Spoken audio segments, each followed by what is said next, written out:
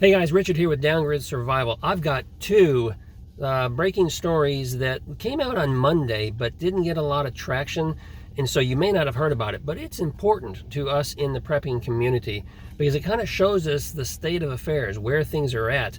And I tell you, there's just so much doom and gloom all around us right now, and a lot of these videos, some on my channel, some on all these other channels that you're probably watching, they're just talking about doom and gloom, doom and gloom. And I think it's important that we highlight some good news when we come across it. And these, I've got two stories here that I think is well, mostly good news and offers just a glimmer of hope. Maybe not really, but let's get into the news stories here. So the first one comes out of New York State. Did you hear what happened there on Monday? The New York State Supreme Court reinstates all employees that were fired for being on, they didn't get the juice, and ordered that they should receive back pay. Now, that in itself is just a phenomenal story because, one, you have a far left-leaning state like New York, and they ruled that, it was unconstitutional that people lost their jobs because they chose not to get the juice. Now, they specifically stated the reason for this was that the vaccine, that the V was not proven to be effective in the transmission, okay? And that it was not proven that it would help you or prevent you from getting the big V, right? And so because of those two reasons right there, they're saying it doesn't work. That's huge, okay? Coming out and saying it like that, that's huge because that's almost an admission from a governing body that says this thing doesn't work, and it doesn't stop transmission, it doesn't stop you from getting it, and therefore it doesn't work, which is something we all knew already, right? But the point is that they said all these people who got fired, not right. Now you're going to hire them all back and give them back pay. So just a huge win right there. It's great that it came from a far left-leaning state like that. Of course, they're probably the only ones that started firing people for that reason. But nonetheless, it's great that it came from them because it also kind of sets a precedent for future.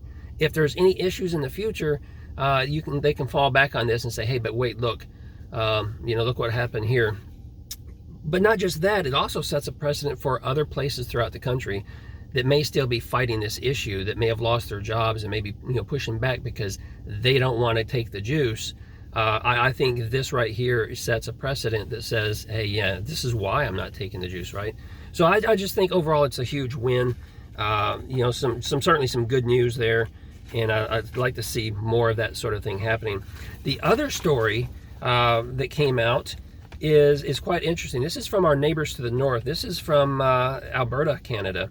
Now, if you're not familiar, Justin Trudeau is the dictator of Canada, but then each of their states have what's called a premier, and they get elected and they run that area. And so in Alberta, they have a new premier, and her name is called Danielle Smith. And the headline here says, Danielle Smith punches back at Klaus Schwab's World Economic Forum and vows to end the agreement. Now, that's the headline that caught my attention. I said, whoa, what's going on here? First, someone with courage to stand up and say, yeah, this isn't happening. We're going to push back on this. And number two, it says here, vows to end the agreement. What agreement? So I wanted to dive into that a little bit here. And I'm going to read a couple things to you here. It says, newly sworn-in Premier Danielle Smith of Alberta criticized Klaus Schwab's World Economic Forum, the WEF, and announced that she would be cutting ties between her province's health authority and the globalist WEF during a press conference. And it goes on, she quotes, or I quote her, she says, I find it distasteful when billionaires brag about how much control they have over political leaders as the head of the organization has. Yeah, that's an admission right there. We know that world leaders all over the country are, part of the WEF. They've signed on to it. You know, they've endorsed the policy. They want the Great Reset. They want a one world government. But here's a leader coming out and saying that, you know, the WEF is in the pockets of world leaders everywhere, and they're kind of dictating what is going on. That tells you right there a little bit. I mean, that kind of opens the door right there to something we already knew, and that is that, you know, who's pulling the strings of our puppet here in the United States. You know, it's largely coming from that organization. Exactly who, we don't know. We do, and there's speculation there too about maybe a former president is involved and a couple other people. But nonetheless, they're tied to the WEF, and the WEF has all this money. Where they get all that money, I'll get back to that in a second, but they've got all this money to just feed people and tempt them and bribe them and basically buy them to get their agenda pushed. And that's what's been going on. She goes on to say, and so, quite frankly, until that organization stops bragging about how much control they have over political leaders, I have no interest in being involved with them. My focus is here in Alberta, solving problems for Albertans with the mandate from Albertans. Now, there's something about that too. So it sounded like maybe she had been signed on to this herself, and she was maybe involved a little bit, but she just got annoyed because they're over there bragging about all these leaders that are being paid off. So I hope that's not something that changes in the future where she's going to go back in that direction. I hope she's got the courage to continue fighting and pushing back, saying, yeah, this is not right. Let's see here. And a little bit of backstory here. It says that the Alberta Health Services has been under fire after Premier Smith said during a question and answer period that they should be held accountable. And specifically, she says, I believe that Alberta Health Services is a source of a lot of problems that we've had. And so she's blaming a lot of the issues on the health system, but the health system is the one that has the agreement with the WEF, not necessarily, you know, the dictator Trudeau or her or someone in her position that runs the province. She goes on and said they signed some kind of partnership with the World Economic Forum right in the middle of the pandemic. We've got to address that. Why in the world do we have anything to do with the World Economic Forum? That's got to end. So a couple more things that came out of that. I mean, one, this got started during the pandemic, right? So, wasn't that convenient? But what type of partnership did they sign on to? What is it that the WEF, I mean, just a bunch of globalists, you know, elitists get together and form this club that say they want to rule the world and do a reset, and people are signing on to that, and they're forming legal agreements with them. So that's concerning, and I'd like to know more about that agreement. I don't know what it is. I haven't found anything on it just yet, but wow, good for her that she's at least got the courage to stand up and say this information, because I think there's a lot of information that was revealed from this news article that came out.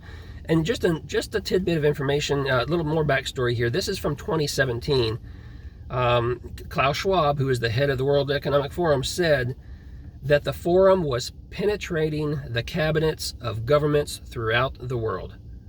He named several heads of state, including Canada's Prime Minister Justin Trudeau, as an example. So, and he goes on, and this is a quote from him. He said, yesterday, I was at the reception for Prime Minister Trudeau, and I would know that half of his cabinet, or even more than half, are actually our young global leaders of the World Economic Forum. It begs the question, just how many of our leaders worldwide, how many of our leaders, how many of our congressmen and senators and governors have all signed on to this? We know CEOs have done it. We know, you know, tech companies have already done it. But just how deep does it run, and just how big of a machine this is? And it allows them to pull off and do all the things that we've been experiencing recently, right? It just, to a point, it makes you feel like it's just going to be a never-ending battle, and that it's so overwhelming that there's just no way to win. And that's where you just got to stop for a minute, take a breath, and focus on what's most important, which is you, your family, and God, right? And if you don't have God in your life, find him and get him in your life. But you got to have faith in God and know that he's got a much bigger plan, and he's letting these kind of things to unfold because he wants us to learn and to grow and to develop and to test us and see how we're going to respond and who's going to be faithful and who's not going to be faithful. And that's a way of separating what we call the wheat from the tares, you know, separating good from evil. And the good shall rise up in the end, and we know that we will be exalted, and we will have eternal life if you believe in such things, and I hope you do. And if you don't, I encourage you to give just a little bit of room in your mind for the idea that it's possible that that's exactly how it's going to come out. But I tell you, getting back to this, just amazing information that came out, and you know, I'm not seeing it pretty much anywhere in the news being discussed. I mean, one article did come from Fox News. That was the New York Supreme Court. The other one came from the Gateway Pundit. They're the ones that was reporting on what was going on up in Canada. I'll put links to both of those down below so you can go and check them out. If you like this type of content, give me a thumbs up. You know, if you're new here, subscribe. But don't only do that. You have to subscribe and hit the notification bell and select all notifications, because if you don't, you're not going to see my next video. My analytics show that only 20% of my viewers see my videos because they haven't selected the all notification bell. Of all those people that did select the notification bell, it equals about 20%. And so those are the people that these videos get out to because of the suppression and the pushback on this platform for these types of videos. So if you like it, make sure you subscribe, make sure you hit the bell, make sure you hit all notifications so you'll get notified when a new video comes out. If you have any comments, drop them down below. I'd love to hear from you. Until then, I'll see you in the next video.